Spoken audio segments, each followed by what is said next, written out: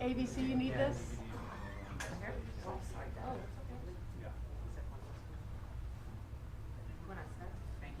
Everybody ready? Somebody hiding in the corner. He's still shooting? Jack's feeling a little lonely. Yeah. I will keep Jack. Showered. Well, we're missing some more people, so. Is that coming over? I think he's supposed to. Oh, they're supposed to. I can tell him. Do you want me to ask him? You guys ready?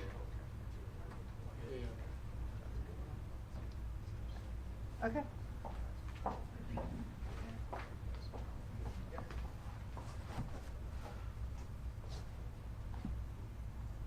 Somebody left their phone. recording. Okay. Is it? Okay. All right. Thank you all for coming here. Thanks for coming to our public safety training campus.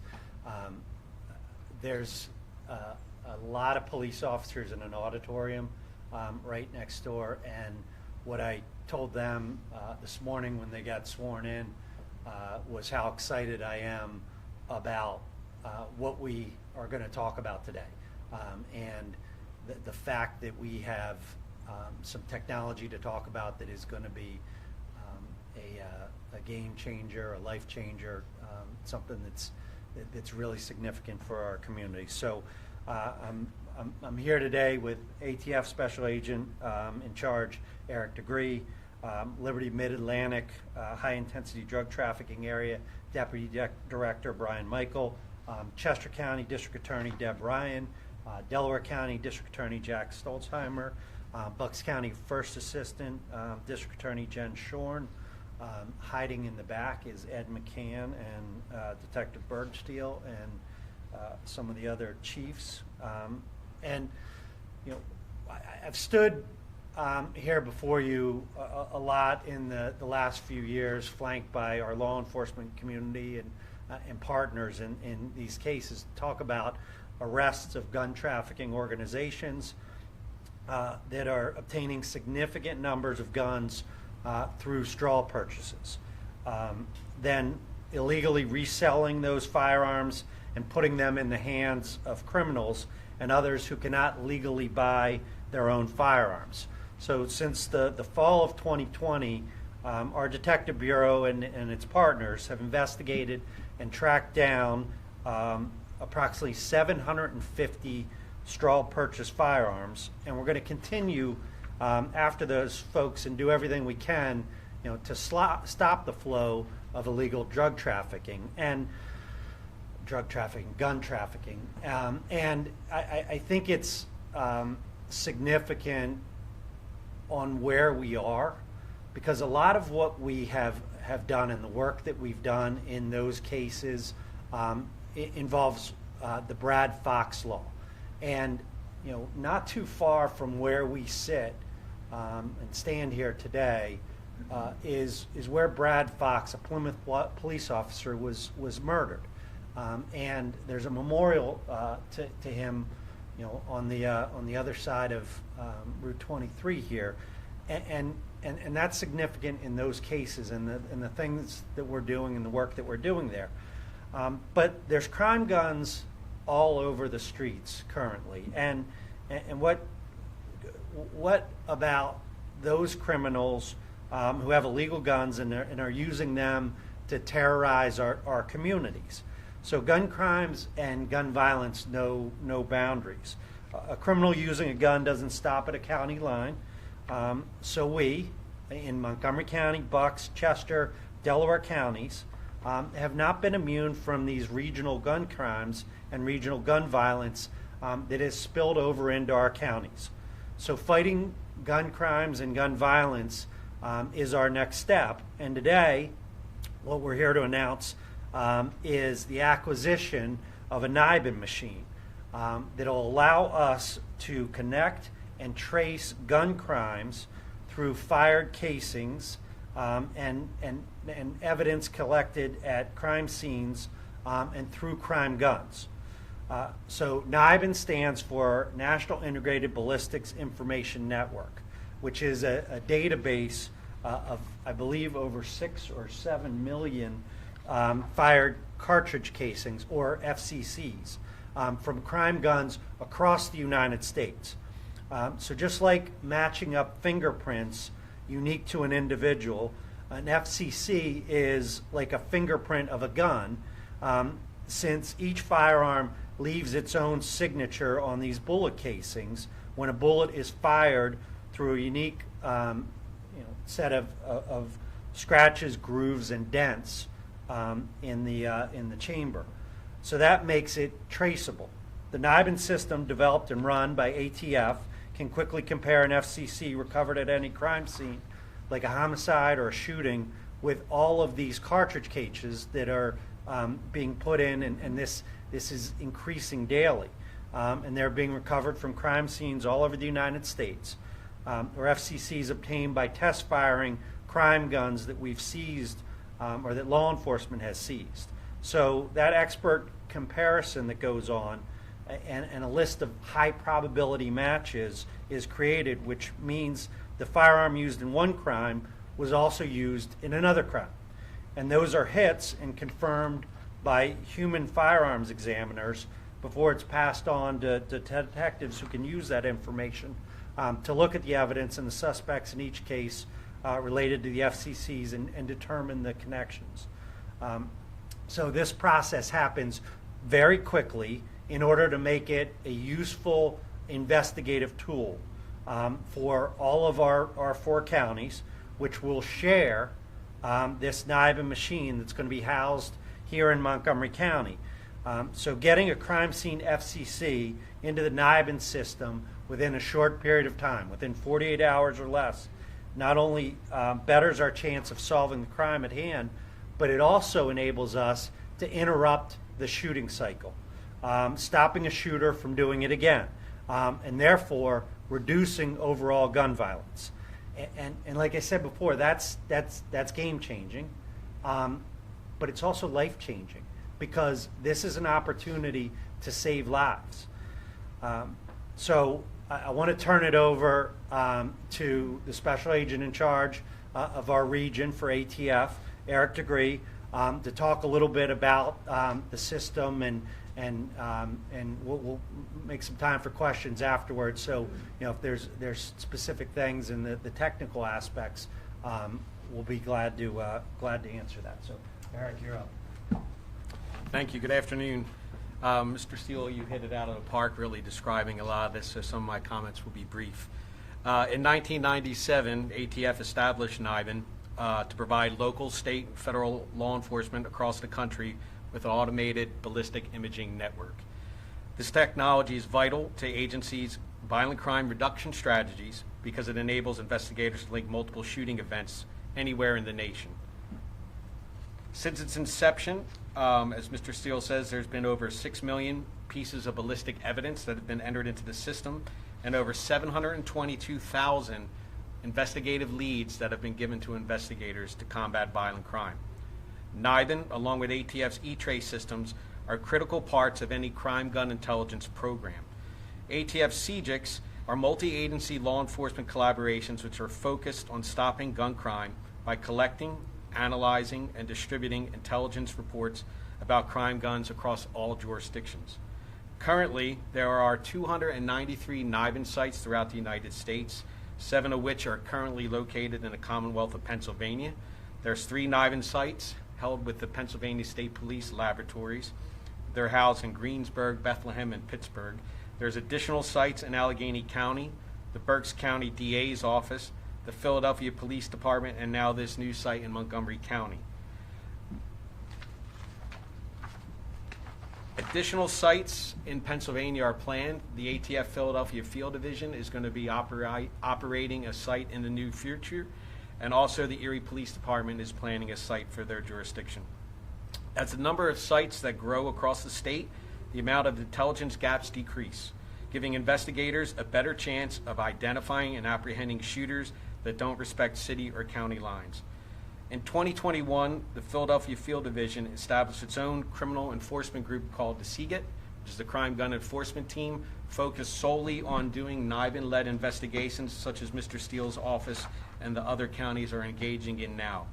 That group has been very successful using this technology and have been responsible for the arrest of over 92 individuals responsible for at least 541 acts of violence.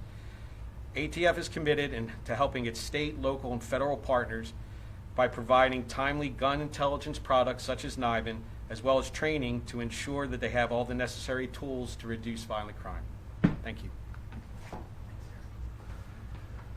Right, so we wouldn't be standing here today to talk about this and being able to announce such a significant new investigative tool without the partnership that each of our counties has with HIDA. HIDA has been an invaluable resource in drug trafficking investigations, intelligence, and ongoing efforts to reduce violent crime. Drug trafficking and firearms trafficking and drugs go hand in hand. Our partnership with HIDA has made an invaluable difference to our law enforcement efforts, and I can't thank Jerry and Brian enough for the efforts that they went through to help us to get in this position. So I want to turn it over to our Deputy Director of the Liberty Mid-Atlantic HIDA, Brian Michael. Thank you, DA Steele, Sac Degree, and all our law enforcement partners here. First off, question many of you may have is, what is a HIDA? It stands for High Intensity Drug Trafficking Area Program, and that's the key word. It's a program. We are not an agency, therefore we do not compete with any of our federal, state, or local partners. In fact, the opposite is true. HIDAs actually foster cooperation and collaboration through information sharing, resource sharing, and intelligence sharing. An important way that HIDA encourages these partnerships is through funding. The HIDA program injects federal funding into state, local, regional task forces that address drug trafficking, violent crime, and fugitive apprehension. The cornerstone of the HIDA program's approach is to encourage innovative approaches to address the region's most critical needs. And as we all know in this region, gun crime is a critical need that needs to be addressed. That's why this NIBIN Regional Collaboration Project was such an important thing for us to find the funding to make happen. The NIBIN's most important quality is really decreasing the time to crime between when a shooter uses a gun and leaves the firearms evidence behind at a crime scene, and that gun is then used in another crime or fatality. Guns are not like a kilogram of cocaine or heroin that are used once and used up. Crime guns are utilized by individuals and organizations and then passed on to another individual or organization to continue the cycle of violence. A crime gun is an agnostic tool to both the shooter and the subject being shot. It's a simple tool of intimidation, violence, compliance, or death. By identifying the tool's history, location, and user from the past, it's possible for investigators to prevent future crimes. And that's what the whole NIBIN system is about, preventing future crimes and putting those users behind bars. Just like it's difficult for a carpenter to build a home without a hammer, it's difficult for a criminal organization to decimate a neighborhood without a crime gun. So the goal of the NIBIN Regional Collaboration Site is to make sure that all our local citizens can live in neighborhoods free of gun crime. And for that, I'm very proud to stand up here today with all our partners and announce the acquisition of the NIBIN Collaboration Site. Thanks.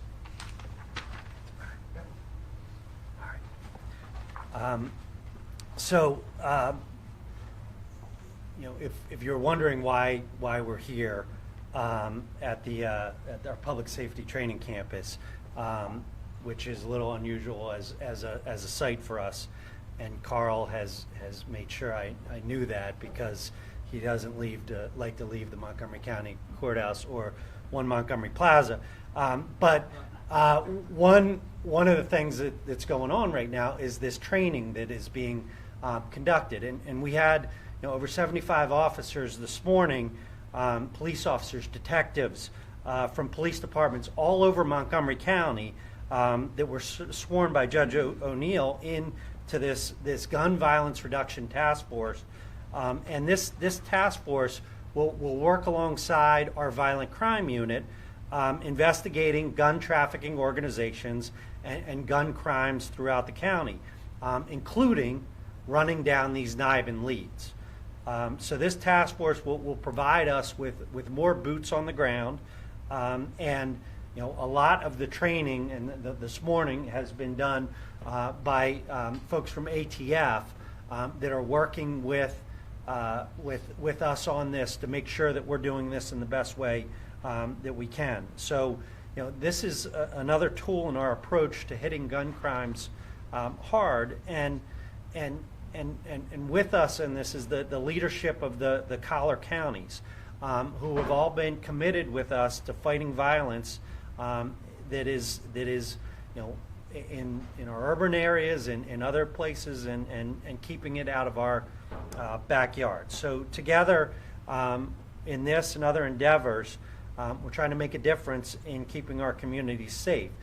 So I want to turn it over to some of my fellow district attorneys that probably have listened to me far too long at this point. But ladies first. So Deb, Thank you're up. Thank you, DA Steele. We know that we need to do everything in our power to end gun violence. Too many innocent lives have been taken, and too many families are dealing with unimaginable grief and trauma as a result. Each day we learn about another shooting in our country or in our communities, and it feels overwhelming. Guns are the #1 cause of death of our children. This year alone, in just 3 months, over 70 kids and adults have either been killed or died as a result of gun violence in our schools. It is alarming. Loss during these tragedies is only compounded when we are unable to identify a suspect to hold accountable. Law enforcement is constantly seeking out ways to make our communities safer for you and your families. We now have the ability to aid us in our investigations in this crisis. NIBIN is critical to help us solve some of our most egregious crimes, including homicides and shootings. It's another important tool that can prevent further crime from happening, and it enables us to seek justice on behalf of victims and their families through collaborative technology with law enforcement on a local, state, and federal level. More and more, our courtrooms are filled with criminals across Pennsylvania who have used guns to facilitate heinous acts like robberies, assaults, and other crimes. NIBIN offers a deeper integration of interagency communication necessary to develop new leads. By partnering with our colleagues in law enforcement, we have a greater likelihood of success in identifying suspects. This network is essential for crime fighters in our joint mission to keep us safe. We thank DA Steele and our fellow DAs, ATF and HIDA, who I know are deeply committed in our joint mission to doing the right thing to reduce crime in our communities. Thank you. Do you want me to introduce I you? don't Jack, need or you you guys. good? Okay. Thank you very much. I'm Jack Stolzheimer, the District Attorney of Delaware County, just a little bit south of here, I think, actually. I want to thank, first of all, Kevin Steele for his leadership in this issue and his leadership in the District Attorneys Association. He is a thought leader for all district attorneys across Pennsylvania. I also want to thank my friends at ATF. I spent 4.5 years as a federal firearms prosecutor. I know the incredible work that these people do to try to keep communities all across America safe. And they are truly doing the Lord's work, and we thank you for bringing this tool here to us. Let me just say, I think all of you know, when I came and got elected as District Attorney of Delaware County, I prioritized gun violence, particularly in the city of Chester. Having spent 4.5 years as federal prosecutor, this was my #1 passion. 2 years in, we built a partnership. We built a collaborative partnership between law enforcement and the community. And after 2 years, that Chester partnership has shown tremendous results. We've reduced the gun violence homicide rate in the city of Chester, once one of the most violent cities in America. We've reduced it by 60%. We've reduced the overall number of gun violence incidents by 46%, 2 years on. The way we do that is by focusing on the small number of people who are willing to pick up a gun and kill somebody. That's the key fact that we want to keep in mind here. Not only is it a small number of people who are willing to commit such vile and heinous acts, but it's a small number of guns they use.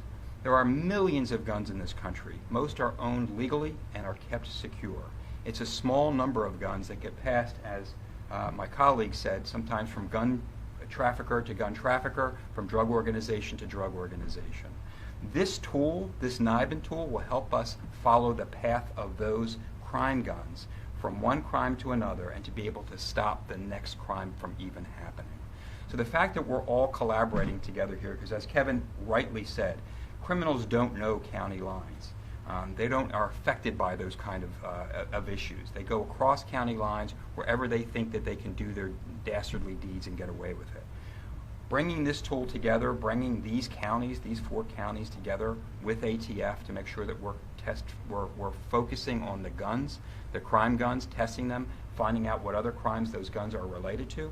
We're going to solve crimes, we're going to stop crimes before they happen, and we're going to keep people safe all across this region. So I want to thank DA Steele, and again, I want to thank my colleagues up here today for everybody working together in a collaborative fashion to do public safety. Thanks, Jeff.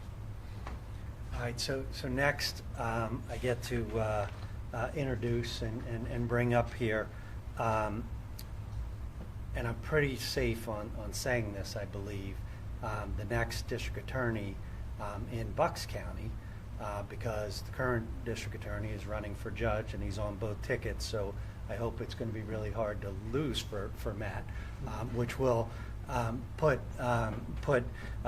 my friend, the first assistant district attorney, Jen Shorn, in the role as district attorney. So thank you. Thank you. I will certainly keep it brief. I want to thank District Attorney Steele, District Attorney Ryan, District Attorney Stolzheimer for having me here, HIDA, and the ATF. It's simple. This partnership, the technology, and the evidence it will generate will put violent criminals who use guns on notice that we will pursue you, we will arrest you, and we will prosecute you. Thank you. now you've all seen, like, because with Matt, I would have been able to get him to pick up the casings and all that. So, you know, just very classy of you not. So, you know, we all stand shoulder to shoulder together, local, county, state, and our federal partners here. And what we're telling folks, the law-abiding citizens of our communities, as well as the criminals, that we're stepping up our efforts. We are responding vigorously to stopping gun violence and the threats that we have on the safety of our communities. So we're happy to take some questions from you all now. Kevin, you talked about the collar counties being here. Yeah. Elephant not in the room technically is Philadelphia. Where are they in this conversation? Have you reached out to the district attorney of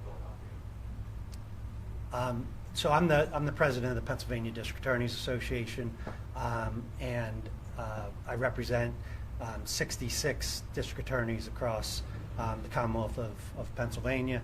The district attorney of Philadelphia chose to withdraw from our organization, so I can't speak for him on this, but what I can tell you is that we are working very closely with the Philadelphia Police Department.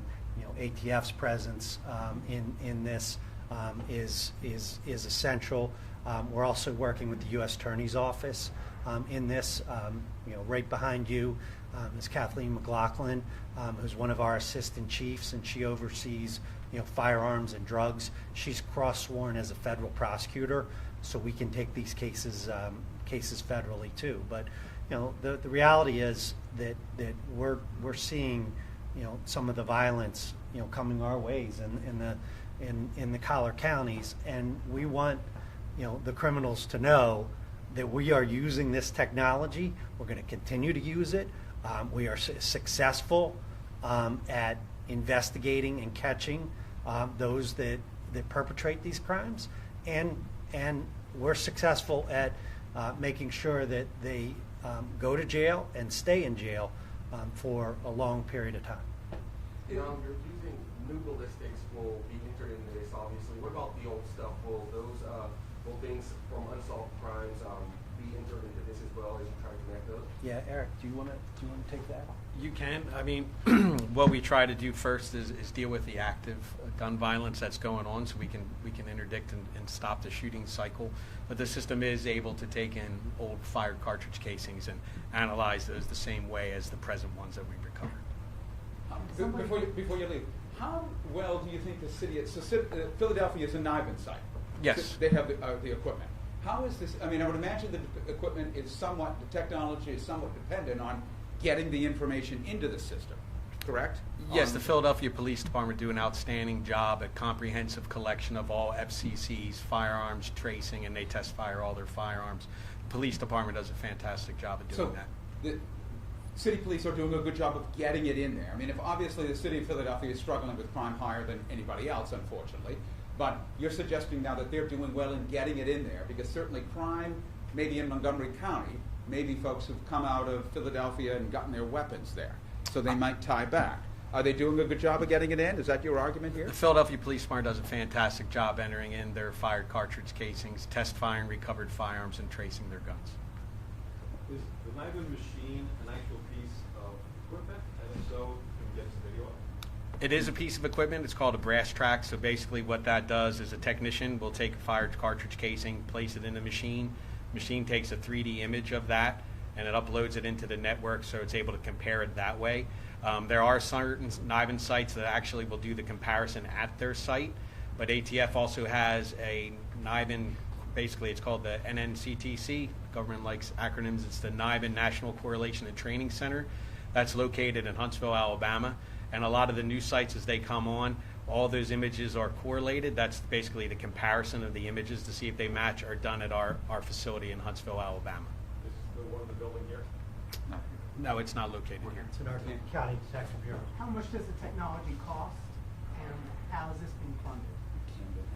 So, well, you. No, I mean, it's you would have to. funded by HIDA. This particular site's funded by HIDA. You'll have to talk to the vendor in terms of what the cost of the machinery is. But was it all federal money? I mean, how did you pay for this thing? All federal money? Yes, sir. The money comes from the HIDA program. So within the Liberty Mid-Atlantic area, our HIDA covers counties in both Pennsylvania, Delaware, and South Jersey. So with that, we have a budget that we fund different initiatives. And again, we fund innovative projects that will address the crime in our area through what we have as an executive board of the leadership of federal, state, and local agencies. Together, our leadership determined that a worthwhile investment to address the crime in these collar counties would be the acquisition of this machine. As Secretary Gree said, Philadelphia has their machine. They do a great job getting the information into the machine. By having this for the collar counties, it alleviates some of the stress put on trying to get the information into the machine timely, because again, getting it in timely means that you get the results back and the investigators can go and try and stop that next crime and break that cycle of violence. And did you say you didn't know the cost, or we couldn't get the number? What'd you spend? What do you spend for a piece of equipment? The cost of it, you would have to talk to the actual manufacturer, just because there's restrictions in what we can say on the cost of it. But it's a substantial investment, but a worthwhile investment. Is it online now? And if not, or if so, when did it start here in this area? Yeah, so we got it up and running within the past few weeks, and one of the things that's happening here today in the auditorium right next door is our folks that are involved in it and the technicians are working with our local police departments on how to bring this to us, how to bring it to us in the best way, so we can get it into the machine. We also have a couple, just stellar ballistics experts that work with us, so we have a lot of what we can do on site here. Our next steps are working now that we have it up and running. Is working with the collar counties on how we're going to be putting each of these things in. There have been a couple cases that we've kind of gone out of that where you know, it was a significant case for another county, and we wanted to get it in to see if there have been connections, and we found connections to other places and other shootings that have occurred. Kevin, can somebody speak to the science of what actually physically connects one spent shell casing from one incident to another? I know what it is, but can someone just say it for the benefit of how law enforcement describes it? I could try, and we have all these casings before you, but considering we do have the special agent in charge of ATF, you know, here, you know, we could defer. When a pistol expels a FCC, it leaves certain marks on that fired cartridge casing. So what the brass tracks does, it takes an image of that. So it has basically, it's like a fingerprint. So there's sometimes 2 or 3 different images on that. That's uploaded into the network. The network then tries to seek out all the images that are in the database to say, does any other shooting line up with the same image? And then that's how we're able to connect other shootings and then provide leads to investigators. And that speaks specifically to the firing weapon, correct? Right, when the weapon is fired, yes. That's When, its signature. right, when there's a fired cartridge casing, it's collected at a crime scene by investigators, it's brought back. Depending on what site, you know, there's, like we said, there's 7 sites here in Pennsylvania. That image is uploaded into the system, and then it is basically seeking out in the whole database of the system, is there another one that compares to this one? And then that way we're able to figure out, all right, this is linked to, say, a shooting, ag assault, homicide, and then we're able to put that lead out to the investigators as soon as possible. Have you made any arrests, Kevin, since this went up online using this technology? Not yet, but stay tuned. Can anybody Yeah. give an example of a case where it was prominently used to solve a major case? Yeah, In the region? I mean, there's several investigations. We really don't want to get into the active stuff that we're doing now, other than saying that, yeah, there are plenty of examples, and we can get back to you with specifics if you'd like at a later time. I'll just ask a scenario question now. I mean, lots of times guns are abandoned at shooting scenes, right? Find a gun, so you run the casing through. Unless you make an arrest for the person who possesses the gun that fired that casing, how is it linked to somebody else? How's it linked to Jeff Cole, who committed a crime 3 days earlier? How does Well, that Jeff, solve we're it? going to find you. Here I am. Yeah, so. But tell me how that links. Yeah, so when you're looking at this and examining what you did, and you just gave an example of finding a gun. Well, if we find the gun, we're going to have to test fire that gun, and then we're going to have a casing, and then that casing gets put into the NIBIN system, and then we're going to make a determination on where that gun was used, how that was done, and maybe there's 2 or 3 other crime scenes, and maybe in one of them there's a video that shows who was doing the shooting. There's a lot of different like investigative tools and ways to do it, but the more scenes that you start linking together, the better chances we are at having an ability to solve all of them. Now, well, look, we know people are going to, hand guns off, but sometimes when we get to the one person who has it, they'll say, "Hey, so and so gave it to me." So that's part of this investigative strategy that you're working through in each of these cases. Yeah. Can I say something to that? Yeah. Hold on. Jeff, one corollary to that is one of the reasons why some criminals will want to use straw purchase firearms is because it won't come back to some other crime. Okay, so they're looking for a clean gun to go commit a crime.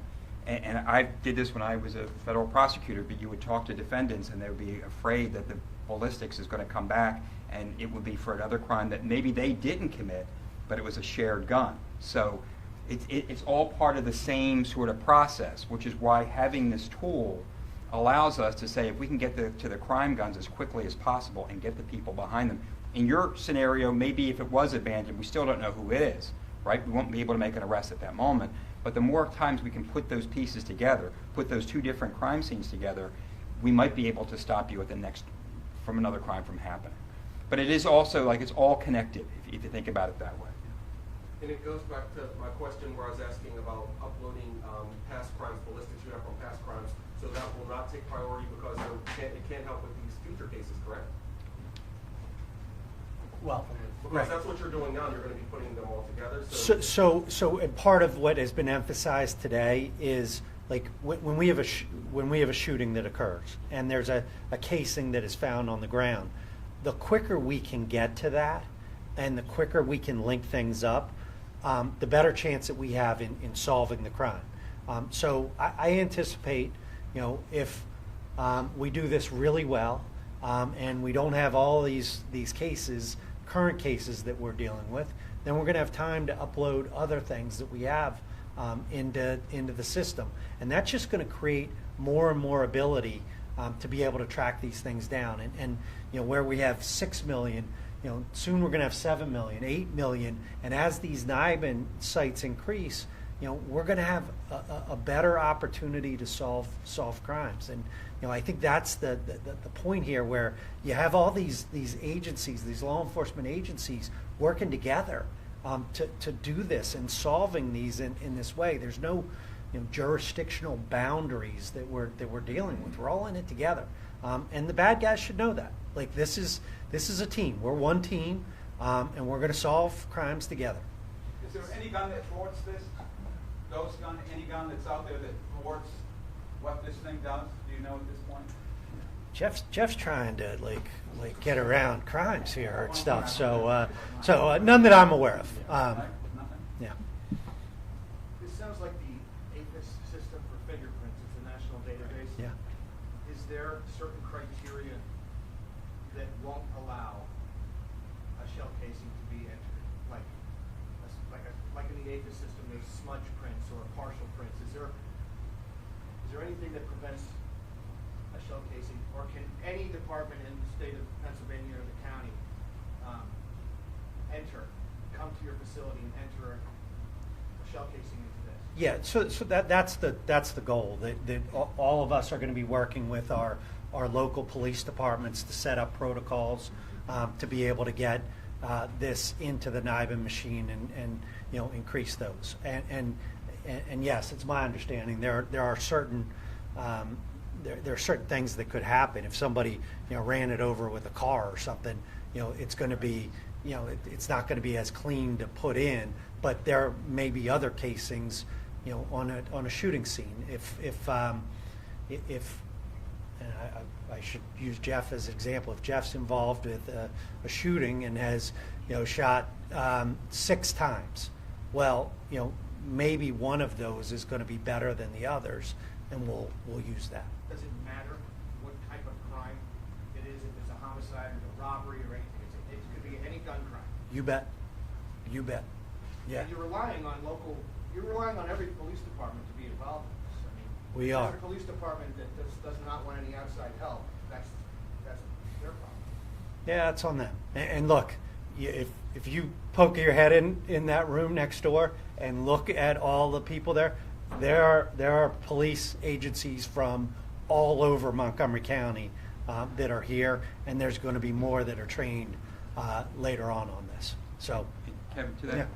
we're finding towns that didn't have a gun problem 10 years ago are having crime scenes with guns showing up all the time in Delaware County. In fact, Chief Nolan just got with my staff's help, we just got a grant to buy a second ballistics machine. We're going to train a second ballistics officer because we're seeing more crime guns now in Delaware County than we've ever seen before. So this is just another tool, but we are all going to working together on this. I don't know a single law enforcement agency in Delaware County or this region who doesn't want to stop gun crime in their town. So if we can give them this tool, we just have to make it as easily available as possible. So Chief Nolan in Delaware County is going to take the lead to make sure that we get every shell casing that's recovered in Delaware County that CID has to test, because we test them for ballistics. Bring them here, get them in the machine. Kevin has given us this great resource tool to use it. I think all of us here are committed to making sure it's used appropriately. Just a related, has the District Attorneys Association met with the governor and asked him to propose a 1 gun a month restriction in the state of Pennsylvania? that you may only purchase one gun a month in the state of Pennsylvania. Wouldn't that help to? We have stop not the had gun that problem? meeting. We have not had that meeting. So- Would you like to? Is that something you'd like her to do? Is that a policy you think would help? Well, we got our executive board meeting coming up next week, 13th and 14th. So. Or lost and stolen? Lost and Bring it up. stolen guns? Yeah, we're constantly discussing, potential legislation and fixes that we see. Past few days we've had, a number of emails that are going around, and devices and those kind of things. So, yeah, we're looking at this in terms of suggestions that can help. But, I also say it, fairly often. I also say it fairly often. Like, we have tools to operate under. We have the Brad Fox law. We have, other corrupt organization, statutes that we're operating under, and we have to work with what the legislator has given us now, and and that's what we're doing, and this is going to help in that regard. Are we able to get video to show the people training when this is over? That would really probably help everybody here. I don't think you're going to be able to get video, but Just like a wide shot of like just people doing whatever it is they're doing, just to be able to show that you guys are having training here. yeah, let me look and see about that. All right. Now, typically, I'd be able to just walk off and get away from everybody, but we got to walk the gauntlet of you all. So, so if you could let us through, that'd be great. So,